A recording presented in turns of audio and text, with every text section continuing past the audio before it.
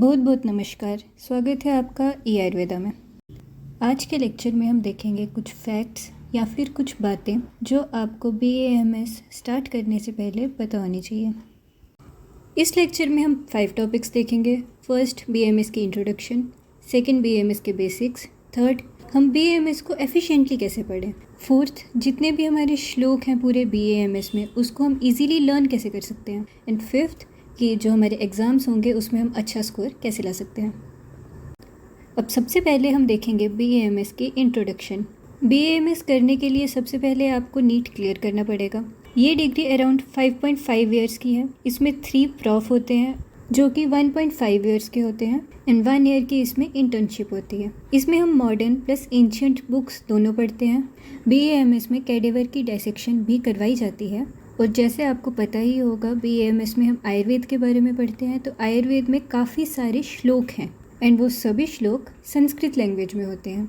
आप सब में से मोस्टली बच्चों ने संस्कृत पहले नहीं पढ़ी होगी, इसीलिए फर्स्ट प्रॉफ में संस्कृत सब्जेक्ट हमें पढ़ाया जाता है, जिसमें संस्कृत को फ्रॉम बिगनिंग से पढ़ाया जाता है। अब हम पढ़ेंगे BAMS के बेसिक्स। BAMS में हम आयुर्वेद के बारे में पढ़ते हैं एंड आयुर्वेद में जो मेजर 3 बुक्स हैं उन्हें हम साथ में बृहत्रयी बोलते हैं। अब ये क्यों? क्योंकि बृह का मतलब होता है बड़ा और त्रयी मतलब 3, यानी मेजर 3 बुक्स। फर्स्ट है चरक संहिता। चरक संहिता आचार्य चरक ने लिखी है। इसमें हम आयुर्वेदिक मेडिसिन के बारे में पढ़ते हैं। नेक्स्ट है सुश्रुत संहिता। सुश्रुत संहिता आचार्य सुश्रुत ने लिखी है। इसमें हम सर्जरी के बारे में सारा कुछ पढ़ते हैं। लास्ट है अष्टांग हृदय। अष्टांग हृदय को आचार्य वाग्भट ने लिखा है। इसमें हम मेडिसिन और सर्जरी दोनों के बारे में पढ़ते हैं। इस तरह से ये थे हमारे बृहत्रयी, चरक संहिता, सुश्रुत संहिता और अष्टांग हृदय। अब ये जो हमारी 3 मेजर बुक्स बृहत्रयी है, ये आगे सेक्शंस में डिवाइडेड होती हैं। संस्कृत में सेक्शंस को बोलते हैं स्थान और उसके आगे ये चैप्टर्स में डिवाइडेड होती हैं। चैप्टर्स को हम बोलते हैं अध्याय।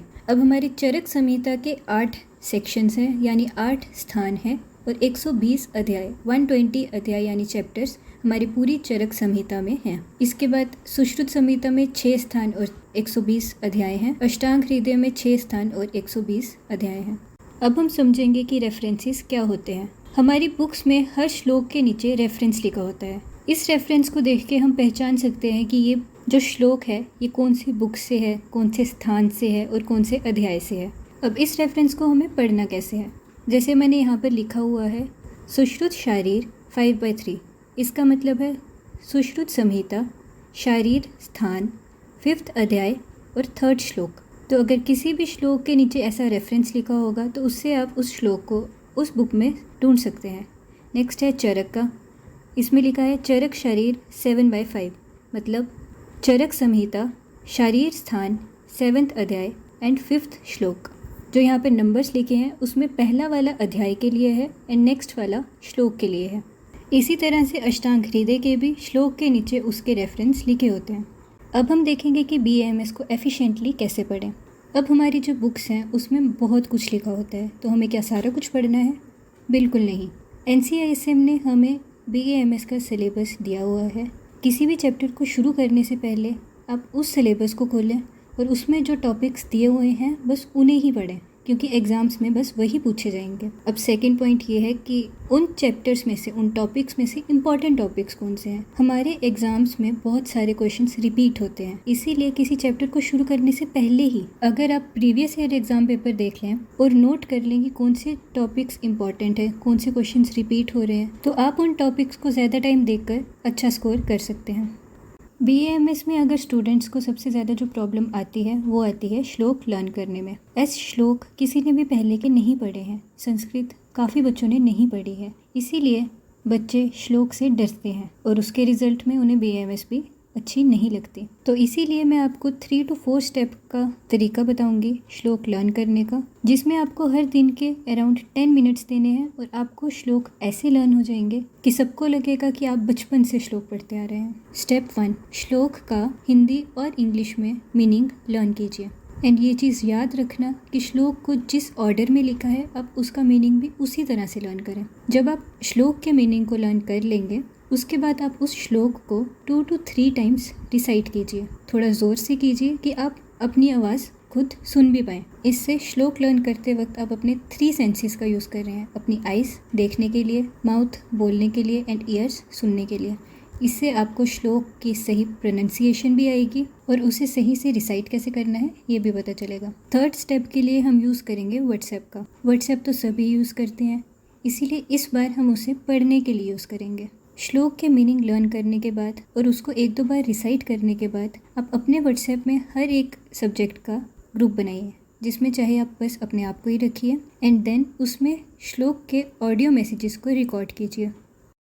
अब इन रिकॉर्डेड ऑडियोज़ को हमें 1351 मेथड से रिवाइज करना है। इस मेथड में हमें जो हमने ऑडियोज़ रिकॉर्ड किए हैं उन्हें 1 दिन के बाद, 3 दिन के बाद, 5 दिन के बाद, 1 हफ्ते के बाद और 1 मंथ के बाद बस सुनना है। ये आप कहीं पर भी बैठकर सुन सकते हैं, कभी आप ट्रैवल कर रहे हैं, फ्री बैठे हैं, कभी भी आप इन ऑडियोज़ को सुन लीजिए ताकि ये आपको फ्रीक्वेंटली रिवाइज होते रहें एंड इससे काफ़ी शॉर्ट पीरियड ऑफ टाइम में आपको ये सारे श्लोक काफ़ी अच्छे से लर्न हो जाएंगे। तो रेदर देन 1 दिन के 4-5 घंटे एक श्लोक को लर्न करने में जो आपको फिर भी इतने अच्छे से लर्न नहीं होगा, मैं आपको सजेस्ट करूँगी कि आप हर दिन के अराउंड 10 मिनट्स दें और वो आप कभी भी दे सकते हैं। आप ट्रैवल कर रहे हैं या फिर आप कोई काम कर रहे हैं, उस वक्त आप बस उनको सुने, आपको श्लोक अपने आप लर्न हो जाएंगे।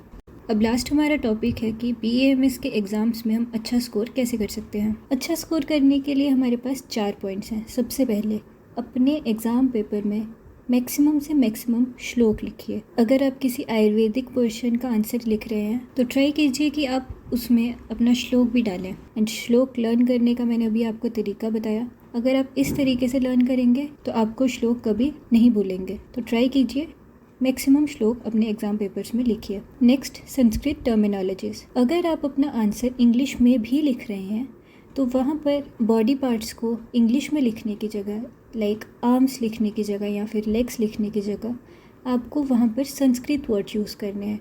चाहे आप उसको इंग्लिश में लिखें, लाइक लेग्स को संस्कृत में सक्तिनी कहा जाता है, तो आप अपने आंसर में लेग्स की जगह सक्तिनी, SAKTINI ऐसे लिख सकते हैं।